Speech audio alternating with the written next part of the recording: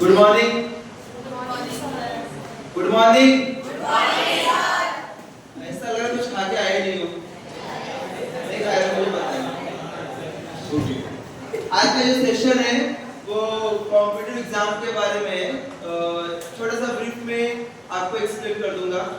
तो यहाँ पे ऐसे बहुत सारे स्टूडेंट्स रहेंगे जो देखे रहेंगे मूवीज में या सामने की IAS IPS वगैरह किस तरह अपना वर्क परफॉर्म करते देखे रहोगे।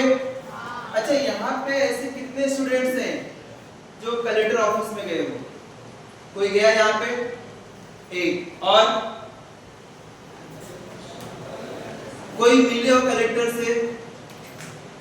एक, बस एक ही। बाकी लोग मतलब सोच के डर लगता है भाई वहां पे ऑफिस में जाएंगे तो वहां पे इतनी सारी पुलिस रहेगी तो कोई कुछ बोला कि मेरे को मैं क्या बोलूंगा करके। सही है। तो और कभी ऐसे बहुत सारे स्टूडेंट्स ने सपना भी देखा होगा कि नहीं मुझे गवर्नमेंट जॉब की तैयारी करनी है। कुछ लोगों को तो पता भी नहीं है गवर्नमेंट जॉब क्या होता है। कुछ लोग सोचते हैं भाई हम लोग सीए करें, कॉमर्स का स्टूडेंट हूं मैं तो सीए करूंगा, सीएस करूंगा, सीडब्ल्यू करूंगा, एमबीए करूंगा, आगे चल के जो होगा देखा जाएगा। कुछ लोग टाइम पास कर रहे हैं, फर्स्ट ईयर में टाइम पास, सेकंड ईयर में टाइम पास है ना। सब बहुत सारे स्टूडेंट्स मैं कितने लोगों को तो प्लेटफॉर्म पे देखता हूँ, यहाँ पे जाएंगे 2-3 घंटे तक टाइम वेस्ट करते हैं, कुछ नहीं, कुछ लाइफ में कुछ गोल ही नहीं है। कुछ लोग सीरियसली पढ़ाई करना चाहते हैं कि नहीं मैं चलो कुछ नहीं तो एटलीस्ट कुछ छोटा बड़ा कोर्स करके जॉब कर लूं। जिंदगी सिर्फ 2 वक्त की रोटी कमाना नहीं होता है। अगर आप इस दुनिया में आए हो तो कुछ ऐसा करो कि लोग तुम्हारा नाम लेके या तुम्हारा नाम पूरे विश्व में हो या पूरे देश में नहीं नाम चर्चा तुम्हारे नाम पे चर्चा हो।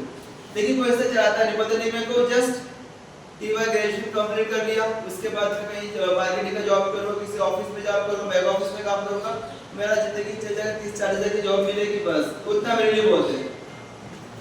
अगर आप दिल्ली के मुखर्जी नगर में जाओगे, अगर आप दिल्ली के मुखर्जी नगर में जाओगे तो आपको रियलाइज होगा कि आप जैसे बच्चे जो 12th पास आउट होके दिल्ली में बसे सिर्फ तैयारी कर रहे, किस चीज का? यूपीएससी का, कोई एसएससी का तैयारी कर रहा है, कोई बैंकिंग का तैयारी कर रहा है। आज इन सब के बारे में हम लोग डिस्कस करेंगे, कौन से एग्जाम के लिए कितना एज लिमिट है, कौन कौन से पोस्ट आपको उस डिपार्टमेंट से डिपार्टमेंट मिल सकते हैं, एसएससी में कौन से पोस्ट है, बैंकिंग के लिए कौन से पोस्ट है, रेलवे में अगर आप ट्राई करते हो तो रेलवे में कौन से पोस्ट आपको मिलने का चांसेस, उनकी सैलरी कितनी है, उसका एज लिमिट कितना है, कितने बार आप एग्जाम दे सकते हो, इन सब के बारे में आज डिस्कस करेंगे। तो स्टार्ट करते हैं हम लोग।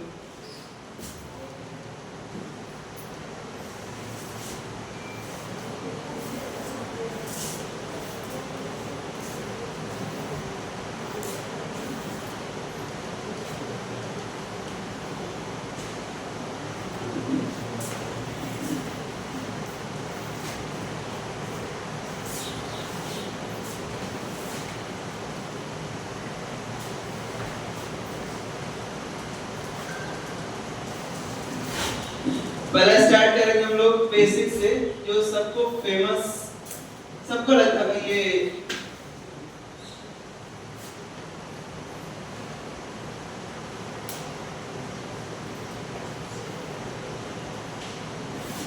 सभी लोग इस नाम से जानते रहोगे, स्टाफ सिलेक्शन कमीशन।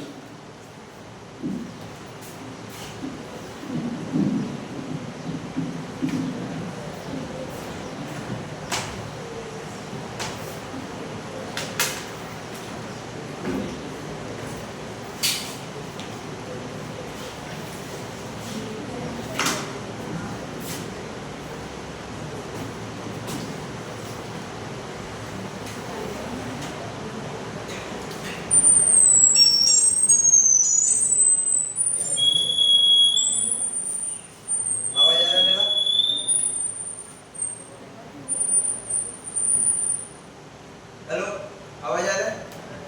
अरे हाँ या ना?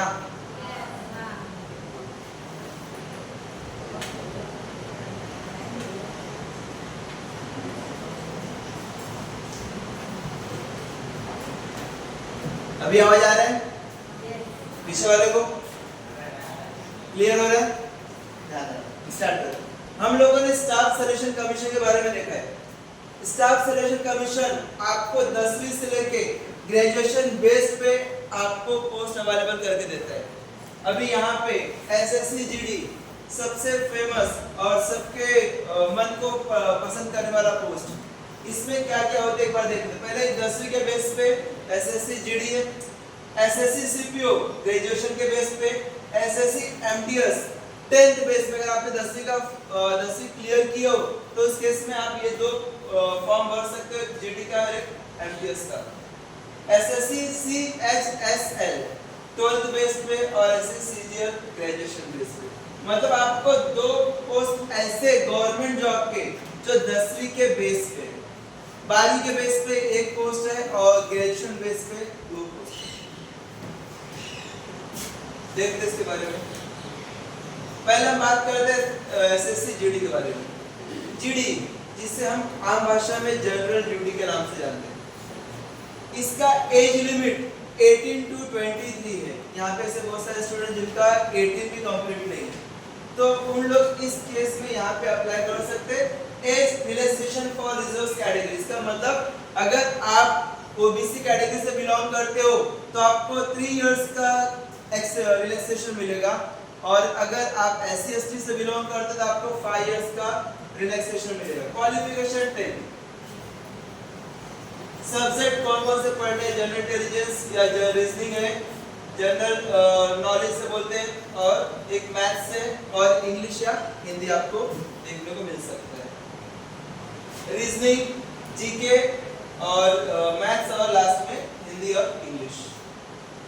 इसमें कौन कौन से पोस्ट आपको देखने को मिले? कांस्टेबल जो सीएपीएफ में होता है, राइफलमैन, जीडी, उसके बाद कांस्टेबल ये सारे पोस्ट है, बीएसएफ, सीआईएसएफ, सीआरपीएफ, एसएसबी और आईटीबीपी, ये सारे पोस्ट आपको जीडी में देखने को मिलेंगे।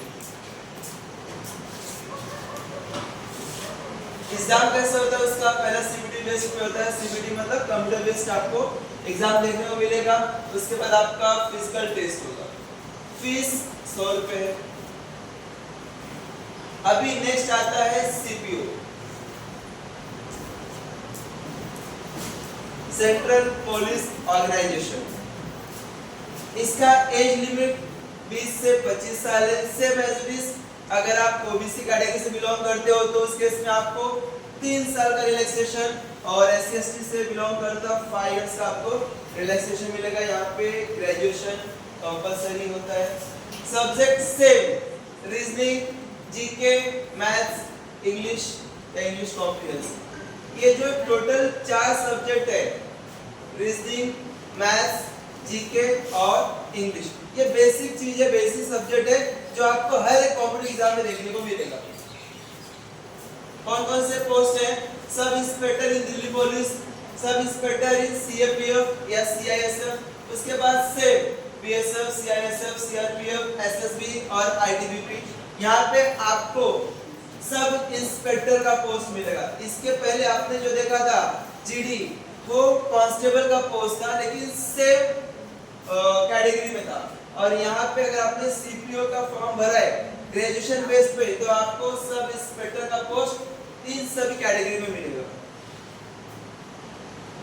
एग्जाम से क्या क्या स्टेजेस है? पहला पेपर 1 में सीबीटी और फिजिकल टेस्ट, उसके बाद पेपर 2 इंग्लिश लैंग्वेज आपको देखा जाएगा, उसके बाद मेडिकल टेस्ट आपका हो जाएगा। एग्जाम फीस 100 रुपया। फिर 10वीं के बेस पे उसका एज लिमिट कितना है? 18 से 27 साल से रिलैक्सेशन। हर एक गवर्नमेंट जॉब पे याद रखना आपको रिलैक्सेशन मिलेगा। अगर आप ओबीसी कैटेगरी से बिलोंग करते हो तो आपको 3 इयर्स का, और एससी एसटी कैटेगरी से बिलोंग करते हो तो आपको 5 इयर्स का रिलैक्सेशन मिलेगा। सब्जेक्ट सेम, जनरल इंटेलिजेंस और रीजनिंग, जनरल अवेयरनेस मतलब जनरल स्टडीज, और मैथ्स और इंग्लिश, ये सारे सब्जेक्ट कॉमन है। बस किसी में ज्यादा टफ पूछता है, किसी में कम टफ, और बाकी सभी में सेम सब्जेक्ट आपको देखने को मिलेगा। 12th बेस पे, जिसे हम CHSL के नाम से भी जानते हैं, उसकी एज लिमिट 18 to 27 है। 18 से 27 साल तक का एज लिमिट क्या कर अप्लाई कर सकता है। पोस्ट कौन से मिलते हैं? LDC lower division clerk, data entry operator और पोस्टल असिस्टेंट या सॉर्टिंग असिस्टेंट। सेम सब्जेक्ट क्या क्या है? जनरल इंटेलिजेंस मतलब रीजनिंग, जीएस या जीके या general awareness, maths, English. Stage of exam, इसमें पहले सीबीटी रहेगा, मतलब आपको पहला ऑनलाइन टेस्ट देना पड़ेगा जो चारों सब्जेक्ट है उसके बेस पे। उसके बाद टाइपिंग स्किल देखा जाएगा, उसके बाद आपका सिलेक्शन होगा। और यहाँ का फीस भी सिर्फ 100 रुपीज है। और exempted for women, SC ST candidates, जो भी एससी एसटी कैंडिडेट्स हैं और जो वुमेन है उनके लिए क्या रहेगा?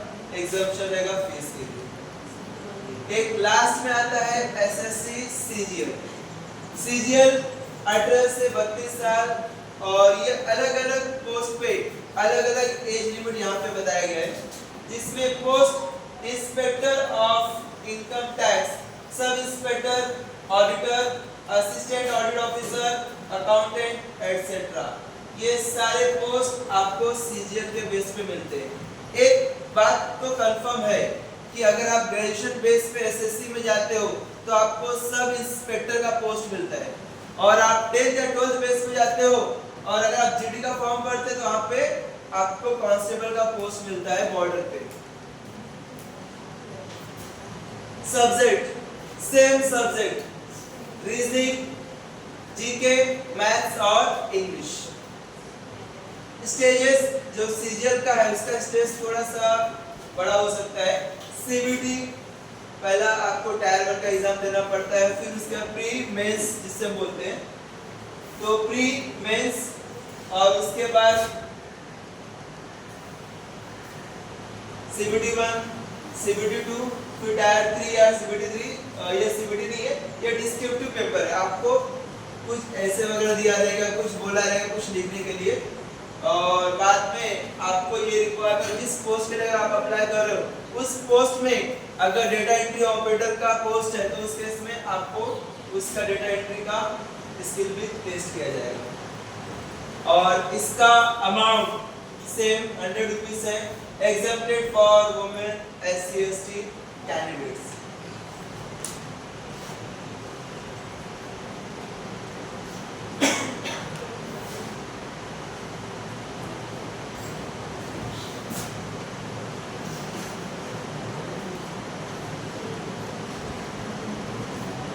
ये आपका एसएससी का पार्ट हुआ।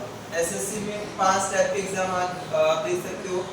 अगर आप ग्रेजुएशन हो चुके हो तो आप 10वीं का भी फॉर्म भर सकते हो, 12वीं का भी, और कॉमन सी बात है सीजीएल का फॉर्म तो आप भर ही सकते हो।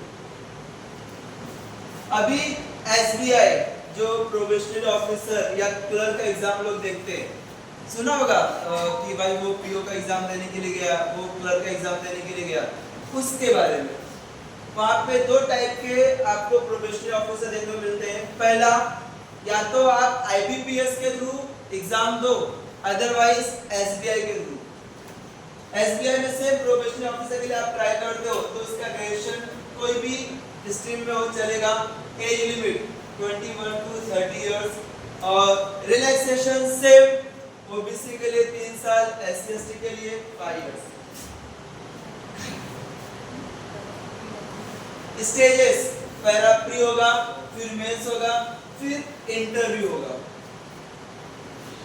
Total marks 100, duration 1 hours. Section है, सब्जेक्ट कौन सा रहेगा? इंग्लिश, मैथ्स, रीजनिंग, और उसमें नेगेटिव मार्किंग आपको देखने को मिलेगा 1/4 यानी 0.25%। Main exams pattern SBI PO में टोटल 250 मार्क्स का रहेगा, जिसमें से 200 ऑब्जेक्टिव्स प्लस 50 डिस्क्रिप्टिव आपको देखने को मिलेगा 50 मार्क्स का। 3 घंटे का टाइम रहेगा, और उसमें सब्जेक्ट क्या करेंगे? Same reasoning, data analysis, interpretation जिसे टीआई बोलते हैं, और जनरल इकोनॉमिक्स के ऊपर बेसिक क्वेश्चंस रहेंगे या बैंकिंग के ऊपर क्वेश्चंस रहेंगे, और साथ में इंग्लिश का, लैंग्वेज का कुछ ऑब्जेक्टिव्स या डिस्क्रिप्टिव आपको देखने को मिलेगा। एक आता है एसबीआई पीओ का इंटरव्यू। इंटरव्यू में सेम ग्रुप डिस्कशन होगा, 20 नंबर का रहेगा, लेकिन उसका टोटल ग्रुप डिस्कशन और इंटरव्यू टोटल मिला के 50 मार्क्स का आपको वहां पे देखने को मिलेगा।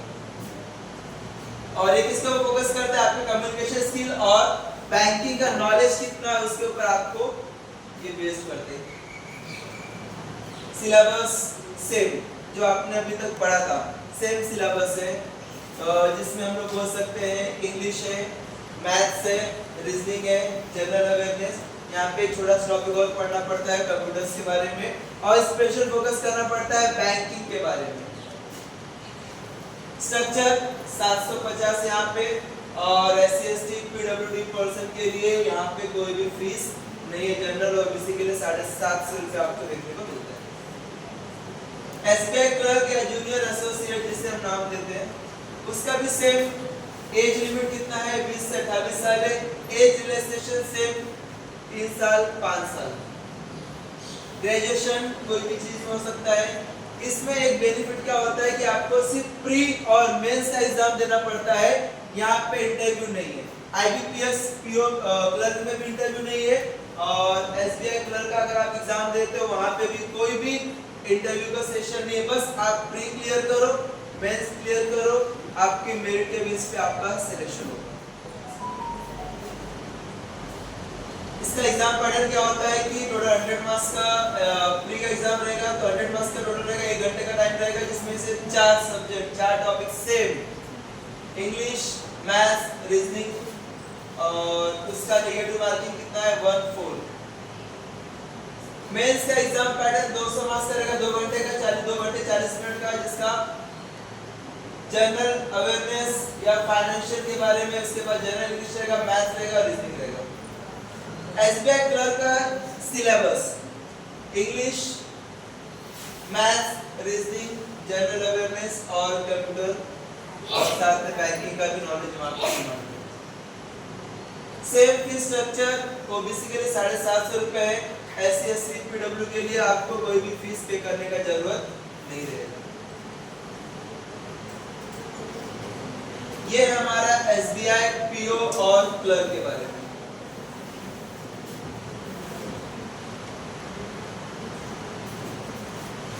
अभी IBPS PO, ये कोई भी जो भी नेशनलाइज बैंक होते हैं उसका सिलेक्शन IBPS PO करता है।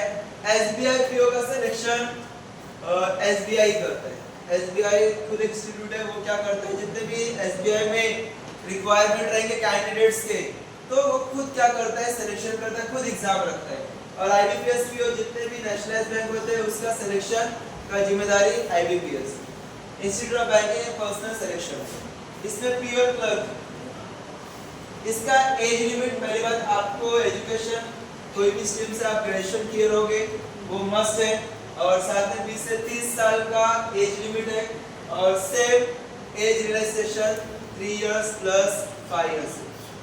प्री मेंस इंटरव्यू सेम जैसा आपने SBI PO में देखा, सेम स्टेजेस है, प्री मेंस इंटरव्यू, और टोटल मार्क्स 100 है, और 1 घंटे का सेम जो पैटर्न वहां पे था SBI PO का, सेम पैटर्न IBPS PO का है।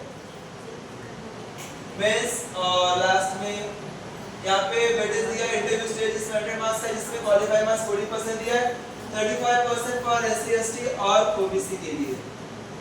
यहाँ पे भी पर्सनालिटी पे ज्यादा फोकस करते हैं, बैंकिंग नॉलेज के ऊपर ज्यादा फोकस करते हैं। PO का syllabus English, maths, reasoning, general awareness या जीके जिसे बोलते हैं, और कंप्यूटर एप्टीट्यूड। फीस 850 रुपया, SC/ST वालों के लिए 175 रुपीस आपको देखने को मिलेगा। फिर IBPS क्लर्क, इसका ग्रेजुएशन कंपलसरी है, एज लिमिट 20 से 28 साल के आसपास है, और same age relaxation OBC, SC/ST PW के लिए जो भी रिक्वायरमेंट है 3 साल 5 साल। स्टेजेस सेम जैसा आपने SBI क्लर्क में देखा था, वहां पे इंटरव्यू नहीं है, सेम यहाँ पे भी आपको इंटरव्यू नहीं रहेगा। No interview stages for clerk. English, maths, reasoning और negative marking 1/4। Total marks 200, duration 2 hours 40 minutes। Section general awareness या financial awareness, general English, reasoning और मैथ्स। सब्जेक्ट क्या क्या है सिलेबस में मैंने थोड़ा थोड़ा लिखा है, डिटेल्स में नहीं लिखा है, शॉर्ट में मैंने यहाँ पे बताया कि 850 रुपये आपका फीस है जनरल और ओबीसी के लिए, 175 रुपीज एससी एसटी और पीडब्ल्यूडी के लिए।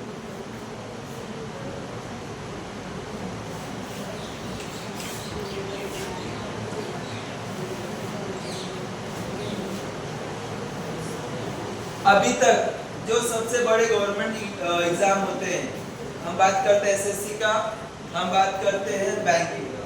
बैंकिंग में एक पीओ और दूसरा क्लर्क। पीओ क्लर्क एसबीआई भी लेता है, पीओ क्लर्क आईबीपीएस भी लेता है। ये दो मेजर एग्जाम के बारे में डिस्कस किया। अभी रेलवे, हर एक को पता है कि रेलवे का फॉर्म निकला है, पिछले साल निकला था, इस साल भी निकलेगा, आने वाले समय में भी आपको देखने को मिलेगा। इसमें दो पोस्ट ऐसे हैं जो सभी के लिए एप्लीकेबल है, मतलब आर्ट्स हो, कॉमर्स हो, साइंस, कोई भी स्ट्रीम के हो, आप लोग को ये एग्जाम फॉर्म फिल कर सकते हो। RRB NTPC non technical popular category में, और दूसरा group D. Maths, reasoning, general studies और करंट अफेयर्स। इसमें रेलवे में आपको इंग्लिश देखने को नहीं मिलेगा। सिर्फ 3 टॉपिक पढ़ना है आपको, मैथ्स, रीजनिंग और जनरल स्टडीज। आरआरबी एनटीपीसी में स्टेशन मास्टर का पोस्ट आपको मिल सकता है, टिकट कलेक्टर, टिकट कलेक्टर का पोस्ट मिल सकता है, junior and senior account assistant का पोस्ट आपको मिल सकता है। एजुकेशन, एनटीपीसी का फॉर्म भरते हैं तो इसका एजुकेशन क्या होगा? कुछ पोस्ट के लिए ग्रेजुएशन डिमांड करते हैं, कुछ पोस्ट के लिए 12 बेस पे भी आप एग्जाम का फॉर्म भर सकते हो। अगर आप 12वीं क्लियर है आपका, तो आप क्या कर सकते हो, एनटीपीसी का भी फॉर्म भर सकते हो। और ग्रेजुएशन होने के बाद कुछ पोस्ट ऐसे हैं जो आप ग्रेजुएशन वहां पे रिक्वायर होगा। एज लिमिट 18 से 30 साल है, और कुछ ग्रेजुएट पोस्ट का रहेगा तो उस केस में उसका एज लिमिट कितना है? 18 से 35 साल है। और सेम यहाँ पे 3 साल का रिलैक्सेशन आपको मिलेगा। ओबीसी कैटेगरी से बिलोंग करते हो और एससी एसटी से बिलोंग करते हो तो आपको 5 इयर्स का रिलैक्सेशन मिलेगा। यहाँ पे 2024 में आपको 3 इयर्स का एक्स्ट्रा मिला था, क्योंकि कोविड की वजह से एग्जाम्स पोस्टपोन हो गए थे। एग्जाम स्टेज 1 में सीबीडी मतलब कंप्यूटर बेस्ड टेस्ट, आपको एमसीक्यू टाइप का क्वेश्चन रहेगा, 90 मिनट से लेकर 1.5 घंटे रहेगा, 100 क्वेश्चन आपको क्या करना है, अटेम्प्ट करना है। फिर सीबीडी 2 वहां पे 120 क्वेश्चन रहेंगे और 90 मिनट्स का रहेगा, 1/3 नेगेटिव मार्किंग रहेगा। अगर आपको गलत होता है तो आपको पेनल्टी भी लगेगा मार्क्स के रिलेटेड। स्टेज 3 में क्या होगा? आपका स्किल टेस्ट देखा जाएगा, टाइपिंग टेस्ट देखा जाएगा और डॉक्यूमेंट वेरिफिकेशन, लास्ट में मेडिकल एग्जामिनेशन। सिलेबस क्या है? सेम, मैथ्स, रीजनिंग और जनरल अवेयरनेस। इसमें इंग्लिश नहीं है, तो इंग्लिश जिसको टफ लगता है तो रेलवे का एग्जाम दे सकता है। वहाँ पे मैथ्स थोड़ा पढ़ना है, थोड़ा रीजनिंग पढ़ना है और थोड़ा जनरल अवेयरनेस या जनरल स्टडी जिसे बोलते हैं, सब वो सब आपको बेसिक पढ़ना है। फीस स्ट्रक्चर 500 रुपए जनरल ओबीसी के लिए, एससी एसटी और पीडब्ल्यूडी या फीमेल के लिए या एक्स सर्विसमैन के लिए 250 रुपए। और इसमें जो भी अमाउंट आप पे करते हो वो रिफंडेबल है, मतलब जितना भी आपने पे किया वो फीस फर्स्ट स्टेज के बाद, फर्स्ट सीबीडी का आपने एग्जाम दिया, उसके बाद जितना भी आपने अमाउंट पे किया वो अमाउंट क्या होगा? रिफंड होगा। Group D, track maintainer, helper या असिस्टेंट एटसेट्रा। एजुकेशन क्या है? 10th 10वीं है, या अगर आपने आईटीआई किया है तो उस केस में वो भी आपके लिए एलिजिबल रहेगा। एज लिमिट 18 से 33 साल। एज रिलैक्सेशन सेम, ओबीसी के लिए 3 साल, एससी एसटी के लिए 5 इयर्स।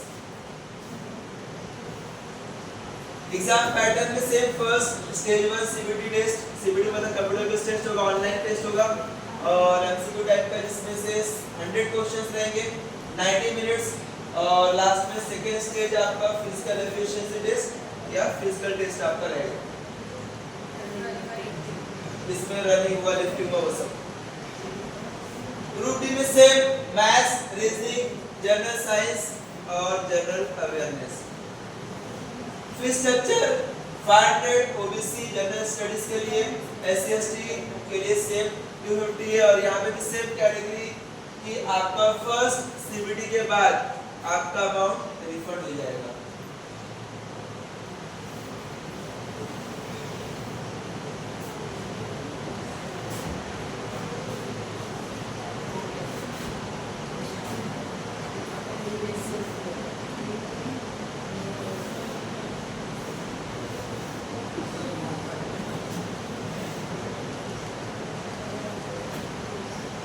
ये तो सब छोटे छोटे कोर्स थे। छोटे छोटे कोर्स मतलब जिंदगी जीने के लिए जब 2 वक्त की रोटी चाहिए रहता है तो आप ये सब के लिए एलिजिबल हो, एग्जाम दे सकते। सबसे बड़ा तो यूपीएससी होता है, बोलते हैं ना।